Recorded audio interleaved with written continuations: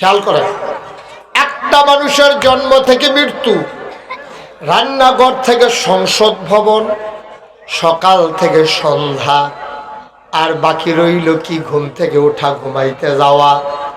মাঝে যত কাজ আছে সবগুলা কাজ আল্লাহর বিধান মতো করা, নবীর তরিকা অনুযায়ী করা, এইটাই হইল ইবাদত। বলো সুবহানাল্লাহ। আমি 4টা কথা কইছি, সকাল থেকে কথা বলে, সকাল থেকে, জন্ম থেকে, তারপরে আর কি কইছা, হ্যাঁ, রান্নাঘর থেকে সংসদ, ঘুম থেকে যাওয়া, ঘুমাইতে যাওয়া থেকে ঘুম থেকে কয়টা কাজ কইছিও? এর বাইরে আর কোনো টাইম আসেনি।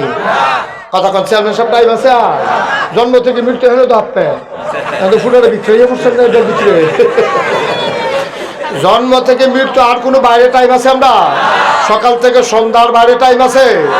এরপরে আবার যদি কি করে রান্নাঘর থেকে সংসদ ভবন, আমরা দৌড় পর্যন্ত, তো এই ঘুমাইতে থেকে ওটা ঘুমাইতে যাওয়া, এর বাইরে কোনো কাম নাই।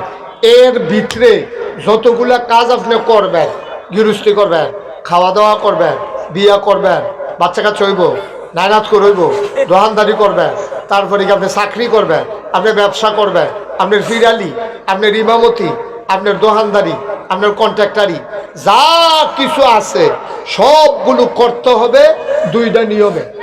কয়টা নিয়মে? কথা না, কয়টা নিয়মে?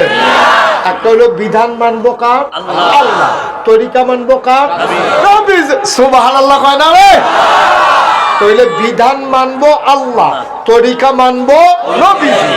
এই ঘুমের থেকে উঠা ঘুমাইতে যাওয়া পর্যন্ত যেই টাইমটা আমরা ফায়াম, জন্ম থেকে মৃত্যু পর্যন্ত যেই টাইমটা আমরা ফায়াম, সকাল থেকে সন্ধ্যা পর্যন্ত, রান্নাঘর থেকে সংসদ ভবন পর্যন্ত যেই টাইমটায় আমরা ফায়াম, এটার নিয়ম মতো আল্লাহর বিধান, নবীর তরিকা অনুযায়ী কাজে লাগানো, এটার নাম হইল ইসলাম।